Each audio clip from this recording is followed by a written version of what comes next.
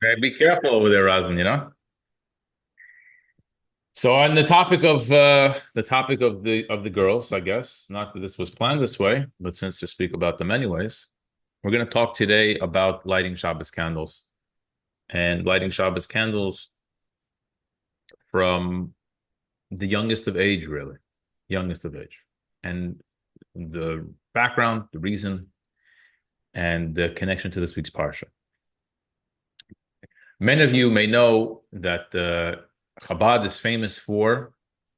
If you ask many people what's Chabad's famous for, they'll tell you, "Excuse me, sir, are you Jewish? We'd like to put on tefillin." Right? Why? Why? Because the Rebbe started what we call the tefillin campaign. Tefillin campaigners, the Rebbe encouraged all the Lubavitchers to go out, starting in Israel with the soldiers in the army, Six-Day War, and continue to the rest of the Jewish people, and then just grab a Jew and put him on tefillin. A Jewish person should put on tefillin. It's beneficial for him, for his family, for the entire Jewish nation, and indeed for the entire world. So that's what we do when the Rebbe gives an instruction. So the Chassidim listen. If you don't listen to the Rebbe, then what type of Chassid are you? That wasn't the only campaign, mitzvah campaign, that the Rebbe initiated. The Rebbe also initiated um, putting a mezuzah on your door, Mhm. keeping a kosher kitchen, Mhm. having a home full of Jewish books, Mhm. have the laws of keeping the laws of family purity, mikvah, Mhm. as well as lighting Shabbos candles and other mitzvah campaigns as well. Avos Yisrael, to love your fellow Jew. All of these were not mitzvahs that the Rebbe gave; they were just mitzvahs that the Rebbe encouraged at different points to the Hasidim to strengthen the practice among the Jewish people. So in 1974, I believe it was 1974, the the Rebbe expressed it himself in the following way. The way it works is this is not the Rebbe said. I'm going to get back to what the Rebbe said. This is just a little introduction. We just had an election in the United States of America. And the way elections work is as follows. Every time there's an election, they tell you this is the most important consequential election of your lifetime. This is it's 100% guaranteed. Look at every single election, and on the upcoming days, the days that are running up to the voting, to the election, before voting starts, and once early voting starts, they have early voting. Why they want people to vote? So telling you this is the most important election of your lifetime. 4 years ago it was, and 8 years ago it was, and 12 years ago, and 16 years ago, and 20 years ago. Always the most important. Each time was the most important election of our lifetime. The truth of the matter is that they're right. Why are they right? Why are they right? They're right because the world seems more chaotic and, to use the Yiddish word, more meshuga every single day. There are new mishagasim, there are new crazinesses that are emerging out of this world that no one ever imagined would be. So if you would tell someone 20 years ago, 32 years ago, 40 years ago about the issues that are up for debate today, they would tell you never in my lifetime would such a thing happen. But the reality is it's here and it's up for debate, it's up for discussion. And in 40 years from now, things that we think today would never, it could never even, come to the discussion table, but in 40 years from now, they will be. And this is the way it works because the world is becoming consistently darker and darker. This is not in a vacuum, but this is because, on the flip side of that, the world is becoming much more aware of Hashem's presence. And the more information and the more aware that Jews are, that people are with Hashem's presence in their life, so then there's going to be an opposite effect.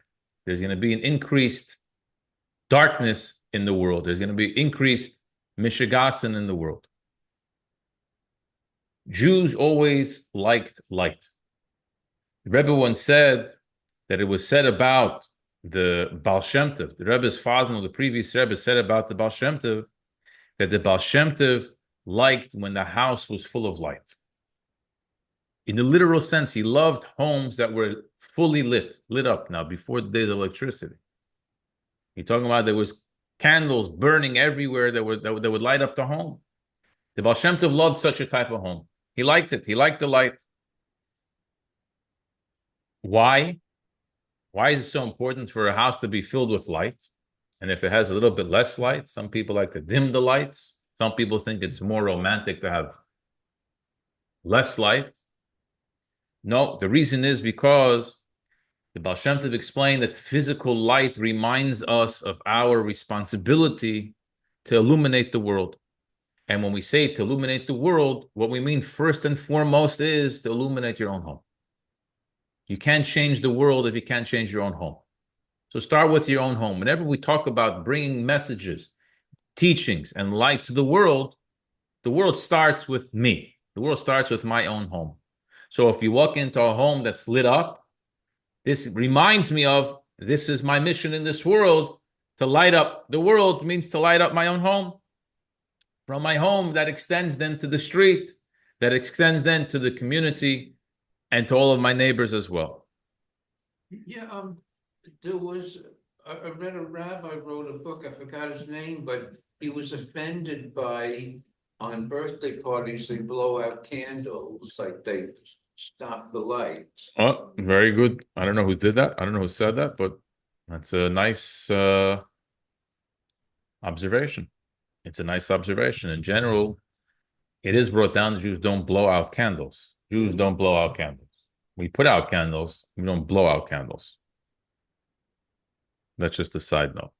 Okay, now, talking about light, so now let's get to the subject at hand. Talking about light, whenever we mention light in a Jewish sense, so of course, our minds go directly to the Jewish women who have the responsibility to light candles before Shabbos and before Yom Tov.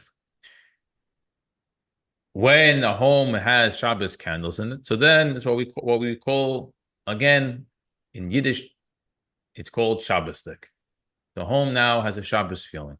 When the Shabbos candles are lit, so there's a Shabbos feeling in the home, and the Shabbos feeling in the home, so then we can devote more attention to family, we can devote more attention to the study of Torah, we can devote more attention to the things that we're supposed to do on Shabbos. The Shabbos is supposed to be a day of heightened spiritual awareness and connection. As the day of Shabbos approaches, so we welcome the Shabbos into our home by lighting Shabbos candles. That's all a general introduction. Now, why do we actually light Shabbos candles according to Jewish law? So if you open up the Code of Jewish Law in the Alter Rebbe Shulchan Aruch, Simin Reish Samach Gimel 263, he writes like this: Tiknu Chachamim she'i l'chol adam ner delek b'Shabbos b'chel cheder v'cheder. Again, we're talking over here. It's difficult for us to imagine this because we grew up in electricity, but put ourselves back before the days of electricity.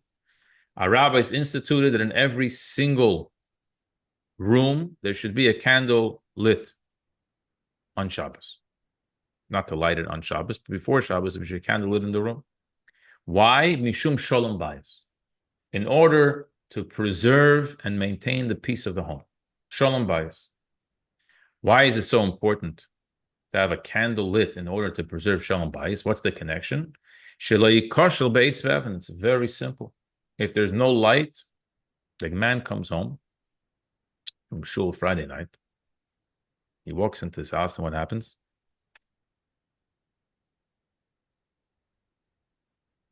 There's no candles. Falls over. Oh, he can't see. So he's gonna walk into to the wall, trip on something else, he'll kick something, and then what he's gonna do right away? The first thing he's gonna blame his wife, of course. His wife's also screaming at his wife. Why do you do it? Why do you leave this on the floor? How can you do it? But right away, the man's gonna start blaming his wife. What's the wife gonna do? She's gonna have to start defending herself. You have to start defending herself. You have to excusing herself, and he's not gonna take it. And then before you know it, they get into a fight for what? All because dark. If there would have been the light on in the room, the whole thing would have been avoided. So our rabbis knew this, and in order to make sure that such a thing doesn't happen on Shabbos, because you can't light a candle on Shabbos. So in order to make sure such a thing doesn't happen, they said before Shabbos starts, every home has to have candles lit, what we call Shabbos candles. But it doesn't stop there. That's just the beginning. It goes further.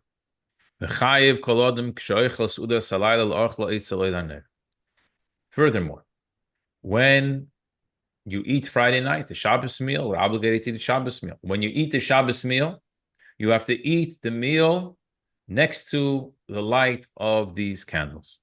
Why? Because this is part of the mitzvah of enjoying and taking pleasure on Shabbos. Why is eating next to candles part of the mitzvah of enjoying and taking pleasure on Shabbos? Very simple. Did you ever eat in the dark? It's not pleasant. You can't enjoy. You can't compare. If I shut the lights off and I tell you to go eat whatever it is that you're eating, you will not appreciate it as much as you will when you can see what you're eating. So you have to have a candle lit simply so you're able to enjoy your food. Forget about the fact about you're going to trip. Just to enjoy your food, you have to have a candle lit in your home on Shabbos. The primary mitzvah of lighting Shabbos candles, says the Alter Rebbe, is the candle that you're going to eat by its light. That's the primary mitzvah, not the one in your bedroom, not the one that's near the door. No, the one that you're going to eat by, that's the primary mitzvah of Shabbos candles. And you should be careful, meticulous to make it very nice. Anyone who's meticulous in doing so will merit sons who are Torah scholars. Shenamar, for the verse says, Kineir mitzvah v'Torah oir. A mitzvah is a lamp, and Torah is the light. Meaning, through the candle of mitzvah, this will bring you to the lamp of the light of Torah. And then he goes on to say, that's the general introduction to the law. Then there are those who there's different ways of making of lamps. It would be an oil lamp or a other type of fuel that is burning, and then there are wax candles. So when you have a wax candle, you usually have one wick per candle. Whereas when you had these oil lamps, they had multiple wicks coming out of the same bowl, the same fuel pot that it was burning. So there are those that light two, one corresponding to the word in Torah of the fourth commandment. It says Zocher, to remember the day of Shabbos, and one to remember the first word of the fourth commandment in the book of Deuteronomy. It says Shomer, to guard the day of Shabbos. But when you use beeswax candles or regular wax candles, so then you don't light two wicks out of one, but you light two separate candles. That's where the custom to light two candles comes from. That's the original source for it. But then he continues. One can add candles. You can light 3 candles. You can light 4 candles. Because you can always increase candles if there's a reason for it. If you have intention with this candle for something specific, so then you can add additional candles. Actually, you cannot make it less. You can't make less candles. 2 is the minimum. You can't go less than 2. You want to add, add, as long as you have a reason why you're adding a candle. Now, important law that many people don't know. Who is obligated to light Shabbos candles? So many people think that the obligation is on the woman to light the Shabbos candles. But based off what we just learned right now, it should already be clear to us that this obligation is not on the woman. This obligation is on everyone. Because the man also needs light in order to enjoy his meal. Just like if the primary mitzvah was to eat that you should have light when you eat, so then everyone needs light when they eat. This is not a special thing that only ladies need light when they eat. Everyone needs light when we eat. So, men and women all need to have candles burning in their house on Shabbos, which means a single man, a single woman have to light Shabbos candles, and wherever they are. Ella, however, women are greater charged with this mitzvah. Why are women charged with this mitzvah to a greater degree? Because they are more frequently in the home and they're involved in the household needs usually. So therefore it became, since the men, for the most part, usually were always out of their home. As a matter of fact, men used to be out of their home for weeks and months at a time. It was very, very normal. If you went on a simple business trip, it was a couple of weeks. So therefore, the woman was the one in charge of the house. The woman is still the one in charge of the house. So therefore, it became the obligation on the woman, since she is the one in charge of the home, to take care of the Shabbos candles as well. But if there's no woman at home, so then the man is obligated to light Shabbos candles. If a man is living at home alone, whatever the reason, is a single man, so he is obligated to light Shabbos candles with the bracha. Okay, so we have two reasons for lighting Shabbos candles. One, that a person shouldn't trip and cause a fight in the house, so what we call preserving the peace of the home. And the other one has to do with pleasure, with enjoying the Shabbos, taking pleasure in Shabbos, which you cannot have if there is no light. And then we discussed how we can light two or more. And everyone is obligated, but specifically the Jewish woman is tasked with lighting the Shabbos candles. Now, let's bring these two ideas together that I mentioned. The first point that I mentioned to you as an introduction was that every single day, every single year, it seems like the world is becoming a darker and darker place. People are threatening each other much more. The world seems to be more divided. People seem to be much more at war. And we have to ask ourselves as Jews, what's our obligation when we are faced with such darkness? And the answer is, in typical Hasidic teaching fashion, it's our obligation when you see increased darkness to increase in more light.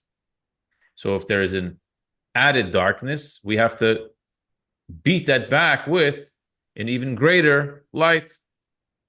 So if we are going to fight today's battles with the previous generation's weapons, we're going to lose. We're simply going to lose. There was a famous clip in the debate of President Obama versus Mitt Romney when they were both running for president. What was that, 2012? 2000, leading up to the 2012 presidential election, and they had a debate, and they were discussing weapons, the military, the U.S. military, something like that. And Romney made a comment, and he said in debate something like, we have less of, I forget now, tanks or planes or something than we had I don't know, during World War II or something. I forget exactly, but the point was that Obama replied to him and said, we also have less bows and arrows and a lot less elephants and a lot less, whatever the other thing.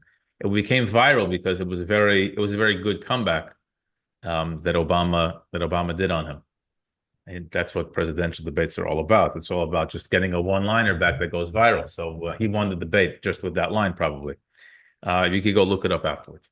But the point is only that we can't think that you're going to fight the battles of today's generation with the previous generation's weaponry. You're going to lose. You can have 3.5 trillion bows and arrows. It ain't going to get you anywhere in today's generation. It's going to do nothing. One F-15 drops one bomb and everyone's gone. So we're faced with a challenge over here. The challenge is that in our current time, there seems to be the outside world is becoming filled with much more wild events. and the conduct of people seems to be much more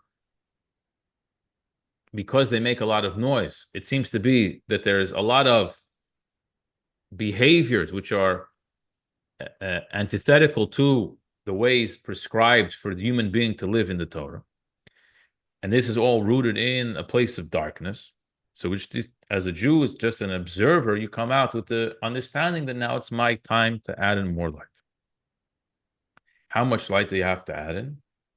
So start with the minimum. The minimum you can add is one candle at a minimum before you start lighting big torches and dealing with all of these big global issues. Start with a small candle in your own home.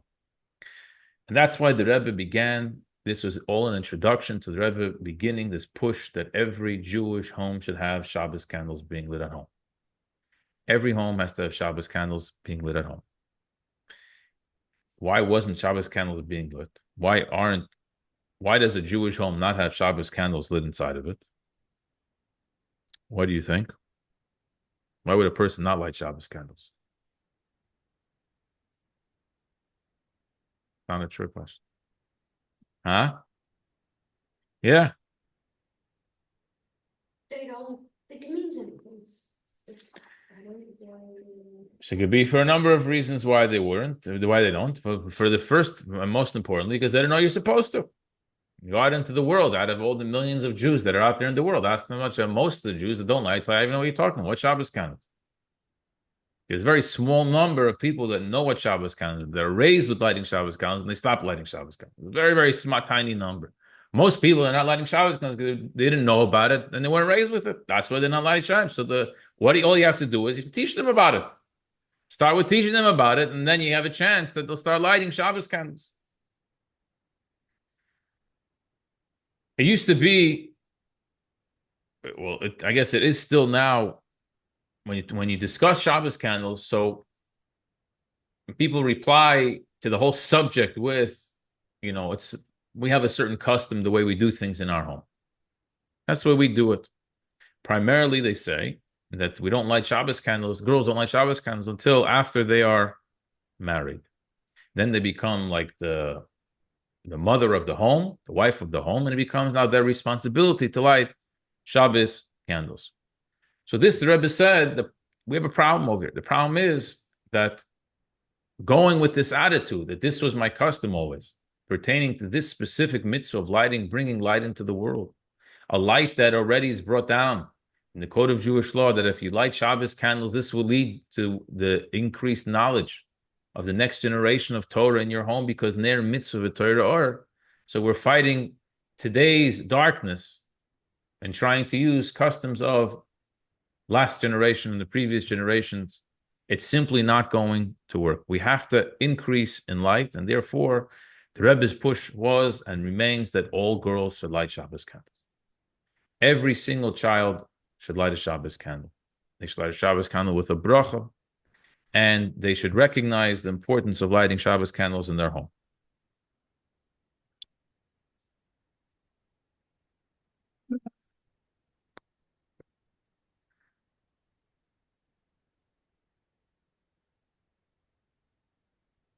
And then the Rebbe says something very interesting. It's much more difficult for older people to change their habits than it is for younger people. Young people are much easier to adapt their lifestyle. They swing, they move around, they change. The older you get, the more you have a schedule, and you need to keep to your schedule, and you become cranky if anything disturbs my schedule. When you're younger, you know how to roll with the punches. You can always change things up. So you go to an older woman and you tell her to start lighting Shabbos candles. I never did it. I didn't grow up with it. I don't know what you're talking about. No, it's very important. To get such a person to start lighting Shabbos candles is sometimes a bigger deal than it is to get a young girl to light Shabbos candles. It's easier sometimes to approach a younger girl and ask her to start lighting Shabbos candles than it is to ask a mother and someone who is older and set in their ways.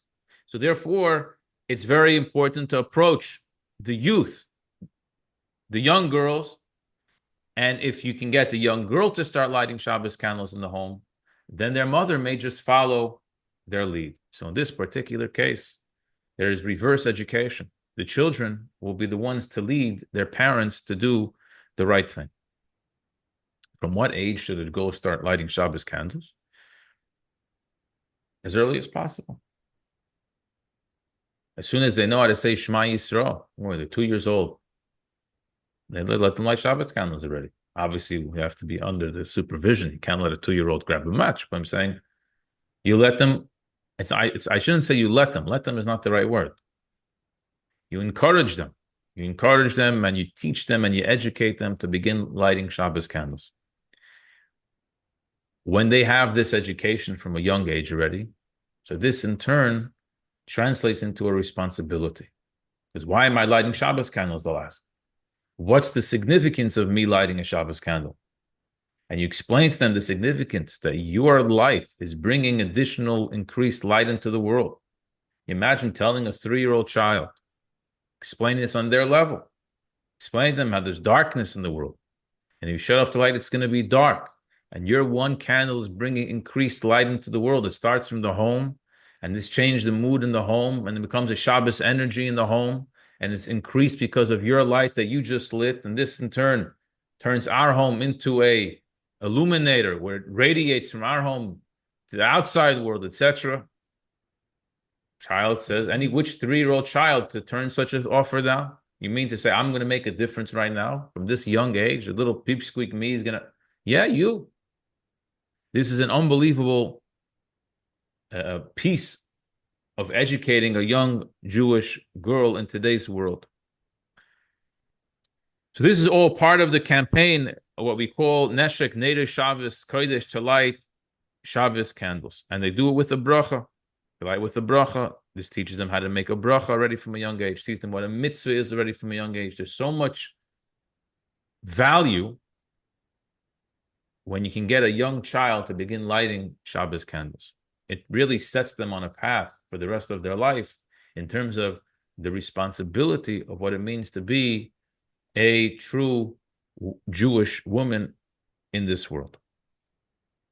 So what happened was, from when the Rebbe said this in 1934, when the Rebbe initiated this mitzvah campaign, so all of a sudden, all of the Hasidim, especially the women Hasidim, they got all excited about this and began printing papers and flyers and coming up with little bags with Shabbos candles and writing the bracha inside of it, etc. They would go out onto the street, and whereas you had men asking people to put on tefillin, now began, in addition to that, it wasn't only something that you would ask a man, now you ask a woman also if they're Jewish and ask them if they light Shabbos candles, if they have Shabbos candles, if they want Shabbos candles, and the girls also got involved in this campaign, and girls also go out on Mitzvahim now, and they also stop people on the street and ask them if they want to light, or if they have, or if they know, etc., to help them with their awareness of this very, very important mitzvah.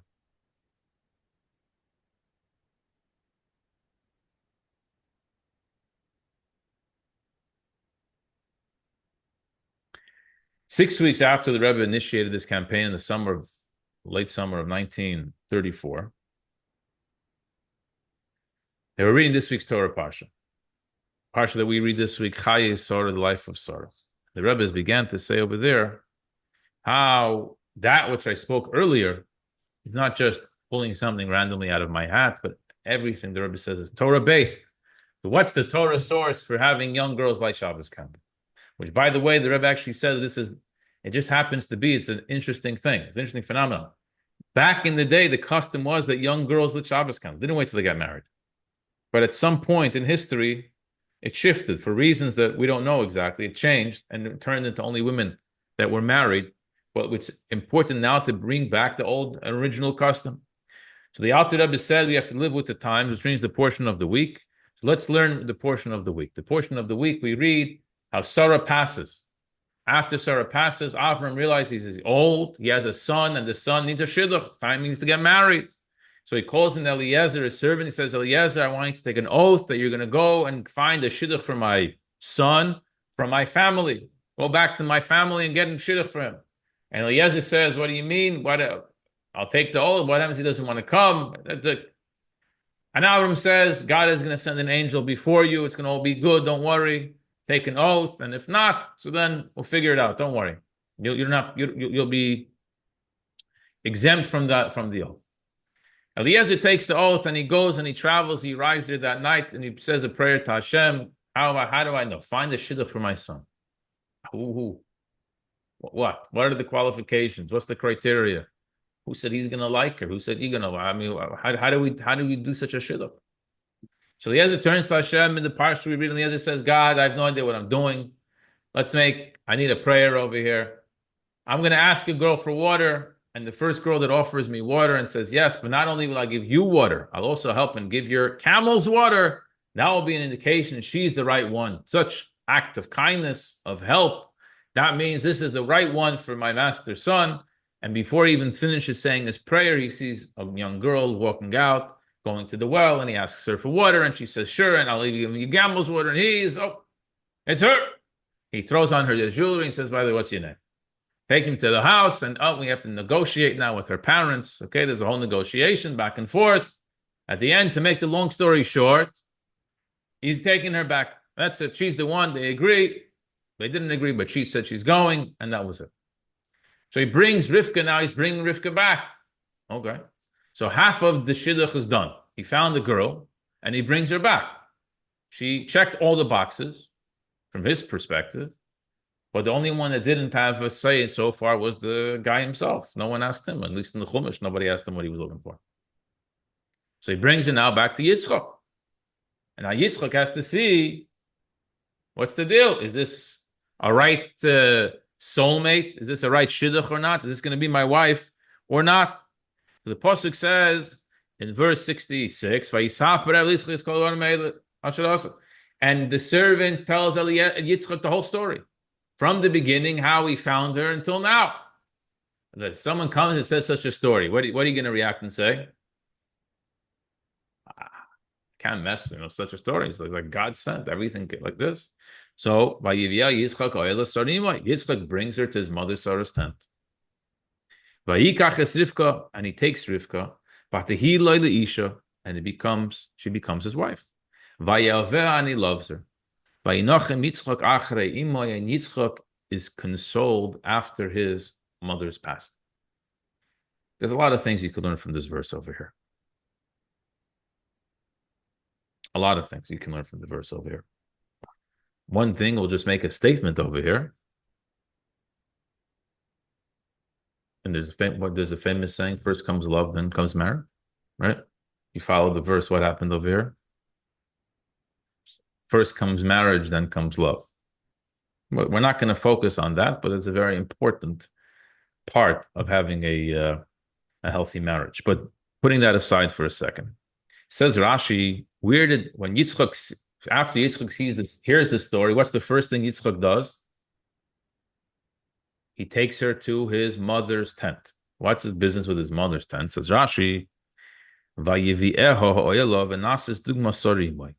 he brings her to his mother Sarah's tent. And what happened was, and it became like his mother Sarah was there. It's like all of a sudden Sarah's energy came back. Sarah's energy was missing. She died. It was gone. And all of a sudden he brings her into the tent. And there's a new energy. That energy which was missing up until now from his mother returned now with Rivka. What was the energy? As long as Sarah was alive, her candles were lit from every Erev Shabbos Friday afternoon till the next week Friday afternoon. There was a miracle in her with her candles, her Shabbos candles. They stayed lit from every Friday to every Friday. As well, there was a special blessing in her dough that she made. And there was a special cloud that constantly hovered over her tent. As soon as Sarah died, all of these things stopped. There was no cloud, there was no blessing in the bread, in the dough, and her candles, no candles lit for a week at a time anymore. As soon as Rivka came in, he brought Rivka into the tent, what happened?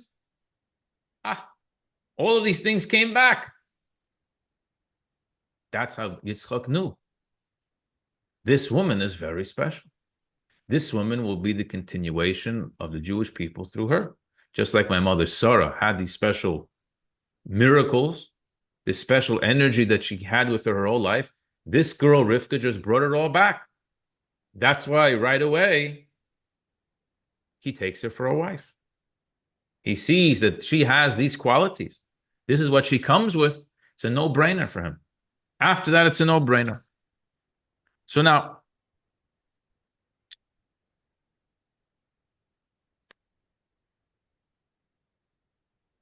let's think simple meaning of the Torah over here. One of these things, one of the miracles was, the first miracle Rashi quoted was the candles. What was the miracle? They stayed lit from when to when? From Shabbos to Shabbos. Friday afternoon. So how did he know that when he brought Rivka into the tent, that this miracle came back? He had to wait till Friday, or maybe it was Friday. Maybe that it was, but either way, she had to light a candle. She had to light Shabbos candles. If she didn't light Shabbos candles, there would be no way of knowing that the candle was going to last. So the first thing we see is that when he brought Rivka into the tent, let's assume it was a Friday. If it wasn't a Friday, it was another day. But on Friday, that first Friday, Rivka went and she lit Shabbos candles. And her Shabbos candles, well, she wasn't married yet. She wasn't married yet. Because he only married her after he saw what happened to the candles. That was the proof that she was the right one. Before that, he was waiting to see. So first she lit Shabbos candles. So you see that even before marriage, already from the times of Rivka, they lit Shabbos candles. So that's one beautiful little piece that you can extract from this week's Parsha. Then there's another idea over here, another fascinating idea over here.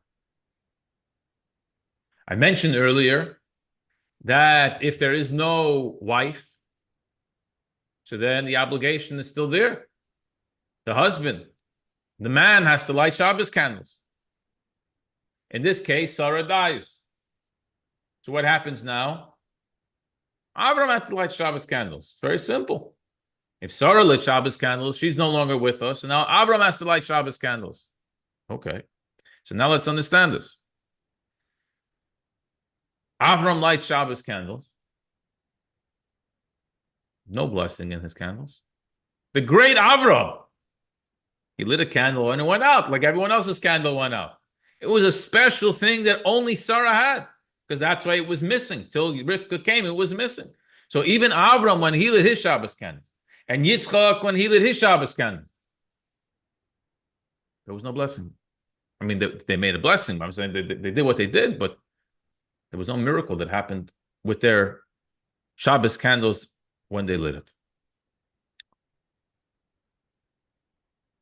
Avram lit Shabbos candles from the time his wife died until Rivka walked into the house, until Yitzchak got married. I mean, he lit his own Shabbos candles after that also, because he lived in a different tent than his son and his daughter-in-law. So Avram continued lighting Shabbos candles for many years. And nevertheless, we see clearly that as great of a Jew that Avram was, and the Torah this week's Parsha tells us how Avram basically was, Avram was complete. He spent all his days, Avram was the most complete person. And nevertheless, his Shabbos candles didn't have the miracle that his wife's Shabbos candles had. Which this teaches us a very profound message over here. Rivka was a very young girl at that time. And nevertheless, her Shabbos candles outdid even Avram and Yitzchak's Shabbos candles. Which means that a young girl has the ability with her Shabbos candles to do a lot more than even the biggest rabbis, even the great Avram and Yitzchaks of the world cannot accomplish what a young girl can accomplish with her Shabbos candles. Her Shabbos candles go all the way back to Sarah Imenu, the first matriarch. Sarah's light continues through who? Through a young girl, single young girl like Rivka. She wasn't married. She was very young. She lit a Shabbos candle, and all of a sudden a miracle happened. The same miracle that happened through Sarah's candles happened to hers. What do you think Avram and Yitzchak felt like? I don't know how they felt. It's just they were happy that they found the shidduch for his son. He wasn't thinking about his candles. That was the last thing on his mind, maybe. But when he had time to reflect, he surely understood, and Rivka surely understood the power that she possessed from even such a young age. And this is part of the lesson that we have to teach the young children today. It's a very important thing. You can be 3 years old and you can light a Shabbos candle, and that Shabbos candle can literally continue the light of Sarah Imenu, something that is not maybe halachically, because a man also has an obligation to light halachically. Avram also had an obligation to light Shabbos candles, but when a girl does it, and even a young girl does it, it connects to Sarah's candles. And there's a special miracle that takes place with Sarah's candles that we don't find with anyone else's candles. That miracle continues through Rivka, a young little Rivka. So that's a very important, empowering message for every young girl as well. It's important to share this with them.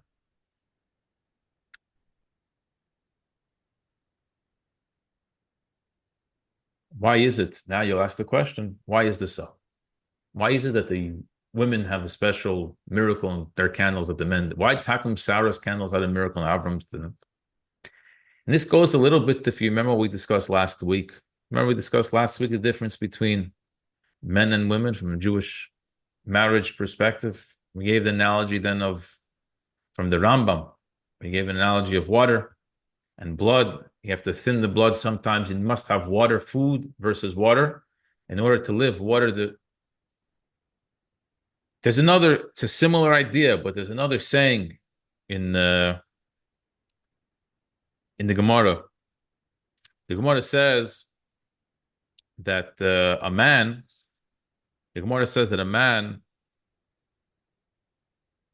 brings in the chitin, he brings in the wheat. He brings in wheat, right? But the woman is the one who takes the wheat and turns it into edible food. You can't eat wheat. You can't eat wheat stalks. But if you know what you're doing, you can take the wheat and turn that into edible food. This is an analogy for a similar idea. There's different roles to play over here. Avram Avinu had one role to play, and Sarah Imenu had another role to play. Man's job is to conquer, to go out and conquer. The woman's job was never to go out and conquer. That wasn't her job was to hold down the fort, in the family, in the home. So whereas man would go out, he would come back with the wheat, he would bring back whatever he can gather. He didn't know what to do with it after that. God blessed the woman with a special intuition to be able to turn that into food, to be able to turn that into sustenance.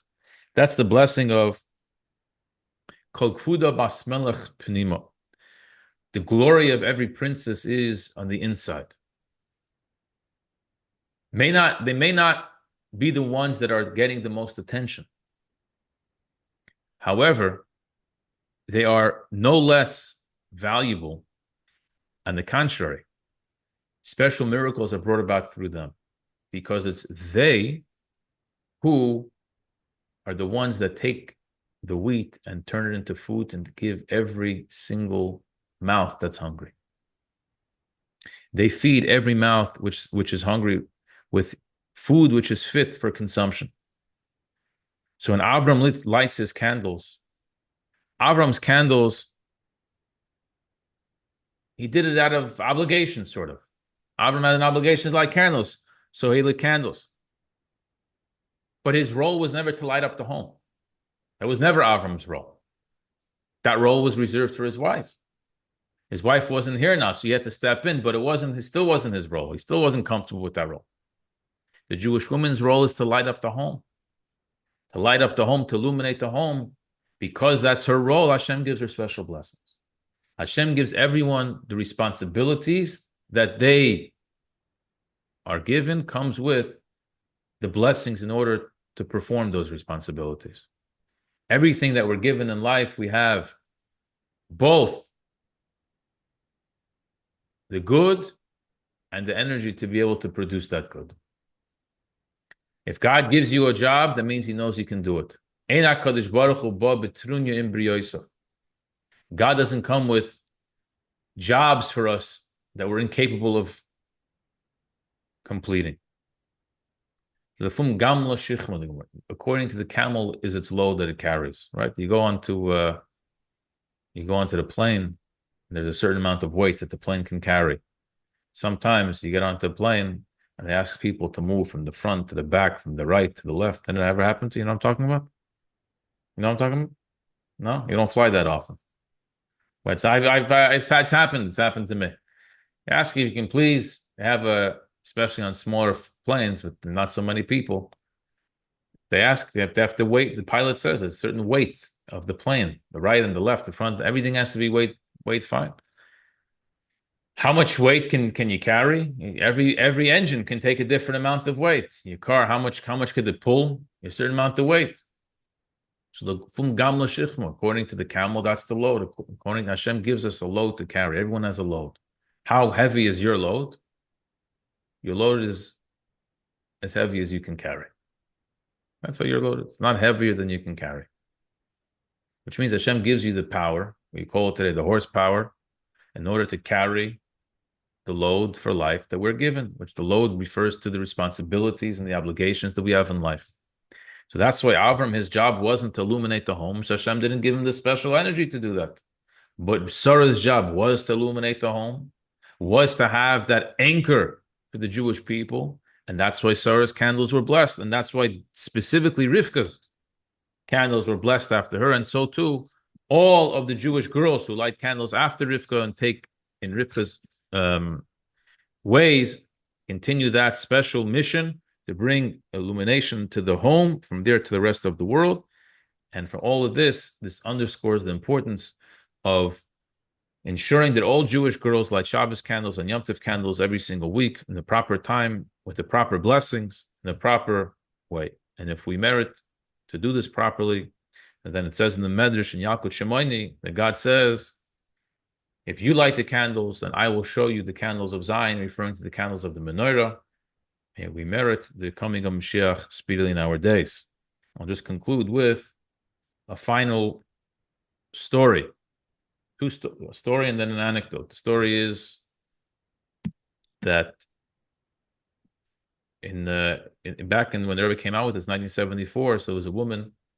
Well, I don't know if she was instructed by the Rebbe to do it or she came up with it on her own, but she decided that one of the ways, what fantastic way to publicize lighting Shabbos candles and putting an ad in the paper. Before the days of social media, every advertisement was in the paper. Everyone read the papers. You put out in the paper. The father of all papers, of course, is the New York Times. It's not today, but it wasn't then either. But it has a name. What should I say? It has a reputation. Sometimes an infamous reputation. So they paid for an advertisement in the New York Times. Advertisement on the front page of the New York Times. Tiny little thing. Candle lighting time. I said the story. You remember the story I said? Oh, you remember this? Okay. So they printed on the bottom of the page of the New York City candle lighting times for other locations. Call this number. The whole thing was 2 lines. And that's it. And every Friday it was published. When the New York Times was preparing in 1999, they were preparing a special edition to come out January 1st, the year 2000. New Year's, a new millennium, right? So they were preparing, and this was the way they made the paper. He took the front page of the New York Times of 1900. They took the front page of the New York Times with current news. It's going to be that day, January 1st, 2000. And then they made a third cover, the projection of what the front cover of the New York Times is going to look like in the year 2100. And they went into print. And someone noticed, after we went into print, someone noticed on the front page of the year 2100, it had the Shabbos candle lighting times for New York City and whatever time it was. I don't know, 5 o'clock or 5:02. Or what? No, much earlier than that. Probably like 4:30. And so they couldn't know who paid for it. They wanted to know who paid for the advertisement on the paper. They went to the publisher And he said no one paid for it. So why'd you put it? Why? So why'd you put candle lighting times there? The response was, I don't know the name of the person who made this decision, but the response was very simple. The news of the January 1st, 2100, nobody knows what's going to be. We're just making up, we're just projecting what the world is going to look like in 100 years from now. But one thing we know for certain is that in 2100, Jewish women will be lighting Shabbos candles. But that we could be sure is part of the news of the day. And this was a non-Jew who said such a thing. Unbelievable. It's an unbelievable, as we say in Yiddish, at their hair. It's an unbelievable insight that the person had, that we've been lighting Shabbos candles back from Sarah Imenu. Talking about. It's not even a question.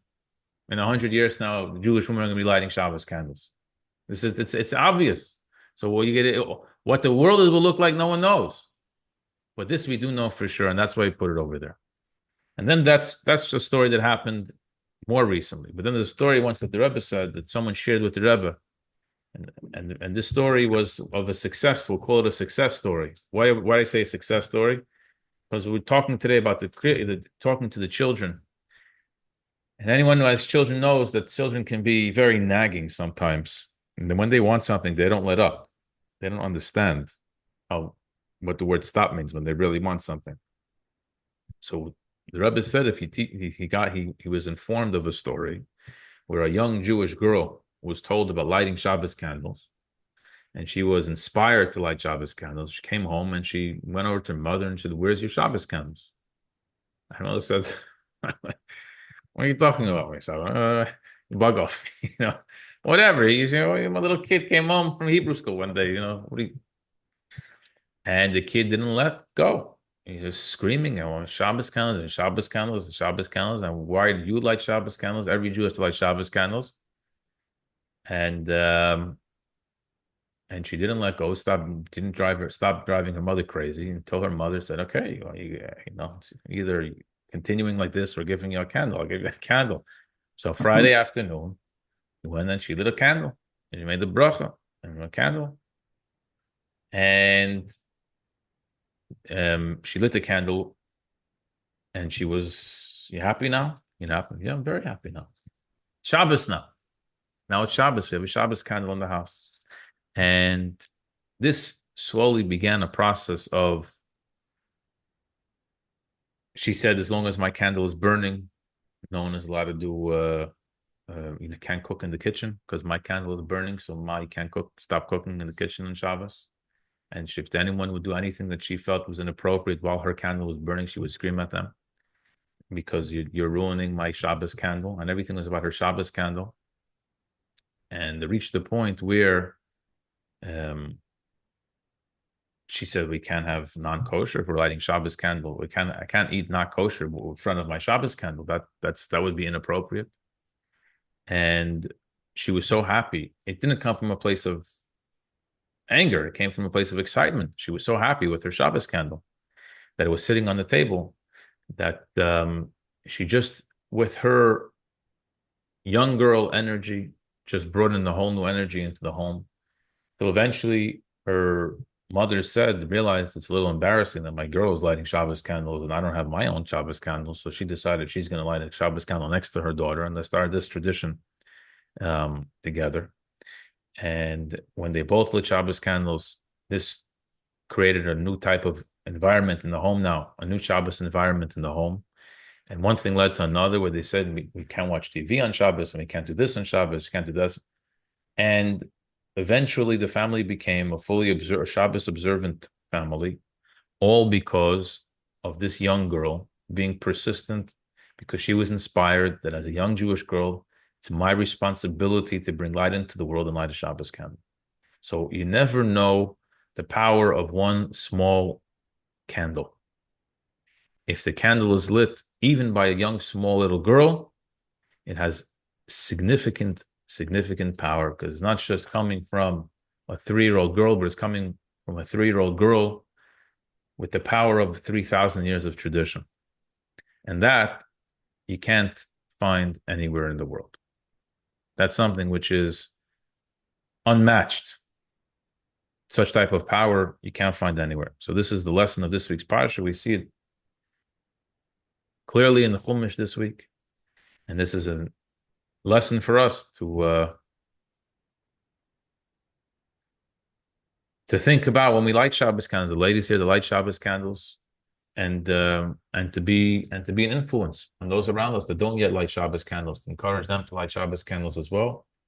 And there is a beautiful tradition that we mentioned earlier that you can always add Shabbos candles, and the tradition in many Jewish homes is that mothers added an additional candle for every child that they have. And this is a beautiful tradition simply because in addition to the fact that you're lighting more light into the world, but it also means that when you bring in Shabbos, it means for 1 second you're thinking about your child. You can't bring in Shabbos without thinking about my child. So obviously when the child is a little baby living at home, you always think about it. When the child is older, and they moved out of the house, they're already doing their own thing. They may be a parent and they may be, I don't know, they may be a grandparent, who knows? But a mother never forgets her child. So there's no such thing as me going into Shabbos without me lighting a candle for my child. And this is a beautiful, beautiful energy that it brings in to the mother's life. And if the mother is radiating good Shabbos positive energy, then the whole home is uplifted from there, and that extends to the husband when he's around, and to the children, and to everyone that walks into the home. So we'll take this lesson to heart, and hopefully we'll increase and bring light into the world of merit. God showing us the lights of Zion, as we mentioned earlier, without delay. Amen. Anyone have any questions today? Get your candles ready. Always. Always.